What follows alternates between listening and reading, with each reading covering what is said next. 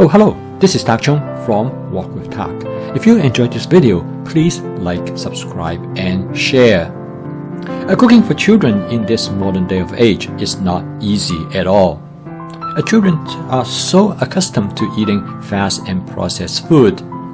Furthermore, children in general only like things that they are familiar with. It takes a little bit of work to introduce something new to children in their food. My friend David really wants to have his two children eat more home-cooked meals. And he works very hard to introduce new food ingredients into their diet. Recently, my friend received some maitake mushroom from a friend. He collected them in the wild. David told me that how he incorporated this mushroom into a fried rice dish that his children actually loved. David has adopted my fast cooking system about 2 years ago. With flavor chasing, advanced prepping, stir frying, and template-based cooking, David is able to make a lot of dishes that his kids enjoy. Recently, I received some maitake mushroom from a friend of mine, and I'm going to recreate this fried rice dish as David described them to me. So for this fried rice dish, David started with his basic fried rice template. I'm going to cook this dish in my Cuisinart 14-inch stainless steel wok. I'm going to make a relatively large portion of fried rice. My wife and I will eat some of it, and I'm going to give the rest of them to the friend who gave me the maitake mushroom. I'm going to start with 6 eggs, and I season the eggs with seasonings from my masala dabur. This will make the fried rice more flavorful. I create a non-stick coating on the surface of the wok and use my spot seasoning method. In this way, when I fry the egg, it will not stick to the surface of the wok. And as you can see here, it works very well. I left the eggs in relatively large pieces because my wife liked the distinct taste of the egg in the fried rice. And there are many ways that you can cook the eggs for the fried rice. Next, I clear some space in the middle of the wok and I add a little bit more oil. I use about 3 cups of cooked jasmine rice. As I mentioned, I'm going to cook a relatively large fried rice portion for this dish. It should be enough for up to 6 people for a meal, as a side dish to go with other dishes. I break up the rice with my hamburger meat chopper. This is probably the best way to break up rice that has come out from the refrigerator. I cook the jasmine rice with a low amount of water. I use about 1 cup of rice to 1.5 cup of water. Using a low amount of water, it will keep the rice relatively dry. I do not like to eat wet rice. Furthermore, the dry rice, after you store them in the refrigerator, they make much better fried rice. Also, if the rice is too wet, they have a tendency to stick and burn the bottom of the wok. And sometimes you need to add a little bit more oil, as in the case here. I next then use the wok spatula to mix the rice with the eggs. You don't have to spend a lot of time frying the rice. However, I tend to fry them longer because I would like my rice a little bit crispy. At this point, I cook under high heat.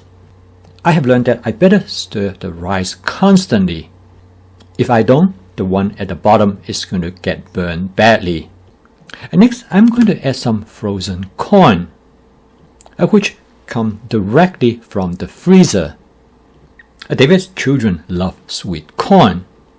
They particularly like it in the fried rice. I add the frozen corn relatively early because this will give them time to thaw out properly. Here comes the star of the dish, and that is the maitake mushroom. I cut the maitake mushrooms small enough that they will blend into the fried rice, but large enough that you can actually taste them. David told me that he wants his children to taste the maitake mushroom. At the same time, by blending them into the fried rice, they are more likely to accept them, and which turned out to be the case. And the primary reason is because Dave also added Polish sausage, which his children love to have in the fried rice. And honestly, I do as well. The next is that David added a lot of shredded carrot. Again, this is the food ingredients that his children really enjoy as well. And finally, David garnished the dish with some chopped scallions. David told me that cooking this dish is relatively simple because he has almost all the ingredients all ready to prep to go. In fact, the only item that he needs to spend a little bit of time to prep for is the maitake mushroom. David told me that the reason that he created this dish because he wants to shape the taste bud of his children. He wants them get them away from salt and sugar. He tried to create dishes with complex flavor, as in the case in this particular dish. In fact, he's going to use a minimum amount of salt. In fact, he's not even going to use any soy sauce. Instead, he's going to use the seasoning agents from his masala daba.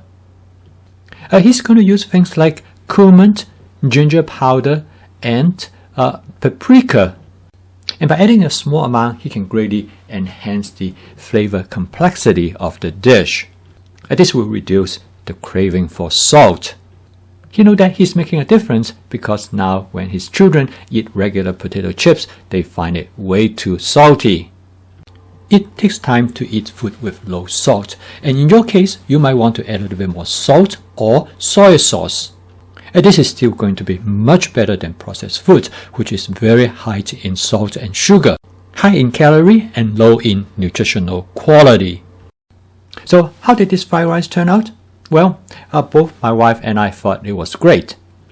I put the rest in a plastic container and they are ready for home delivery to my wife's cousin Ryan's home. I'm eager to hear how his children are going to like this. I post a video every day to explain my fast cooking system with flavor chasing, advanced prepping, stir frying, and template-based cooking to help people to eat a healthier diet with all fresh ingredients in home cooking. If you're interested, please subscribe to my YouTube channel. Thank you for watching. I'll see you tomorrow.